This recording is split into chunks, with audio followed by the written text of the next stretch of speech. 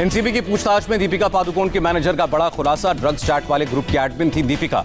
Group chat में करिश्मा से मांगा गया था ड्रग्स। व्हाट्सएप ग्रुप में दीपिका, जया साहा और करिश्मा प्रकाश शामिल थी। कल एनसीबी के सामने पेशी होगी दीपिका पादुकोण की। मैनेजर करिश्मा से आज एनसीबी ने की पूछताछ। पेशी से पहले लीगल टीम से सलाह ले रही हैं दीपिका। गोवा से मुंबई लौटी दीपिका पादुकोण के घर के बाहर बढ़ाई गई सुरक्षा। मुंबई पुलिस की टीम घर के बाहर तैनात। रकुलप्रीत सिंह से एनसीबी की पूछताछ खत्म। रकुल ने एनसीबी को कई अहम जानकारियां दी। करीब 4 घंटे की पूछताछ में रकुलप्रीत ने कहा, मेरे घर पर था रिया का ड्रग्स चैट में रिया अपने ड्रग्स मंगा रही थी। एनसीबी के सामने कल पेश होंगी सारा अली खान। श्रद्धा कपूर की भी है पेशी।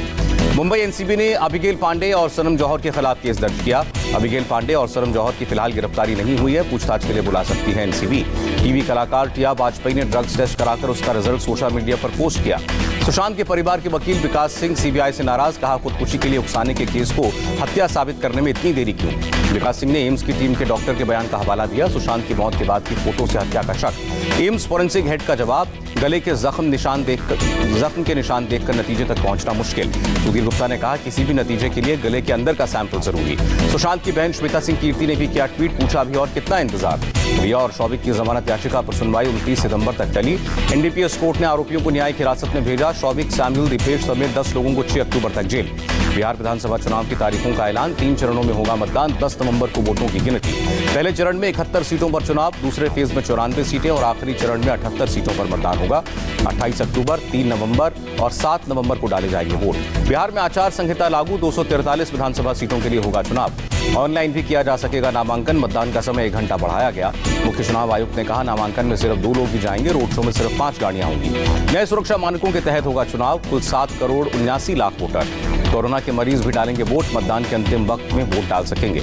एक पोलिंग बूथ पर 1000 मतदाता ही वोट करेंगे। हर वोटर की थर्मल स्क्रीनिंग होगी।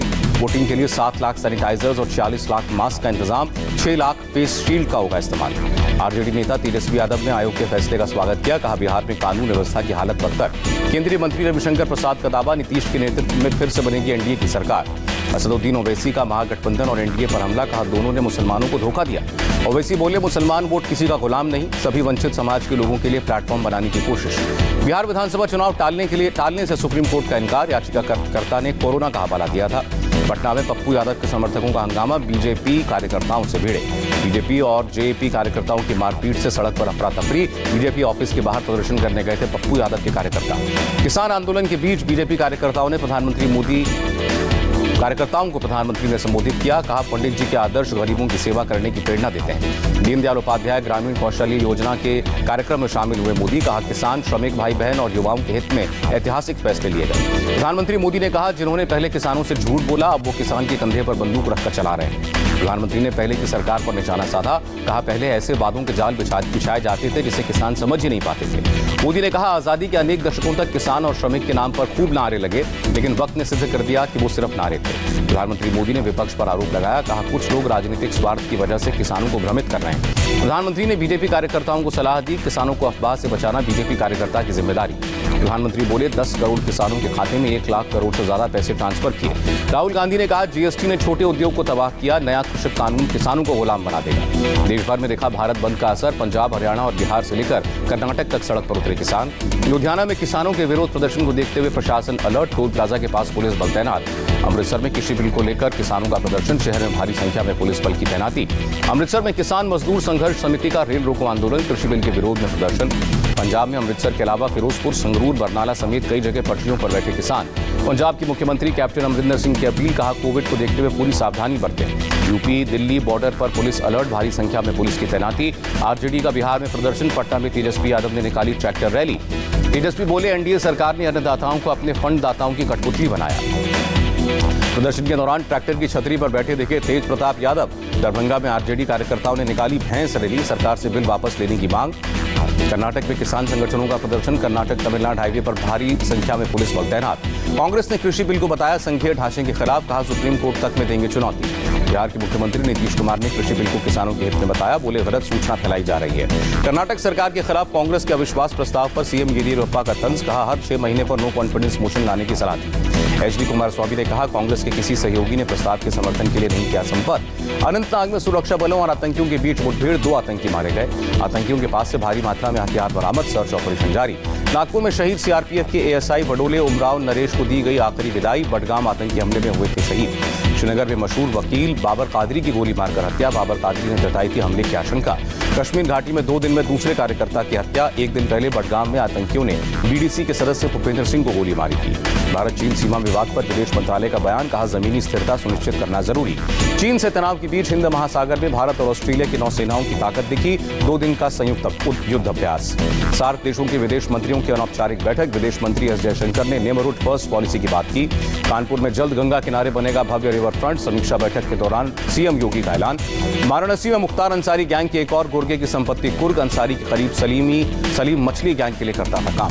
गाजियाबाद के लोनी में सुंदर भाटी गैंग के बदमाश सतबीर भाटी की संपत्ति कुर्क। नोएडा पुलिस ने की कार्रवाई। दिल्ली दंगों की चार्जशीट में कांग्रेस नेता सलमान खुर्शीद और उदित राज का नाम। कांग्रेस ने इसे कहा, इस तरह से डराने से नहीं झुकेगी पार्टी।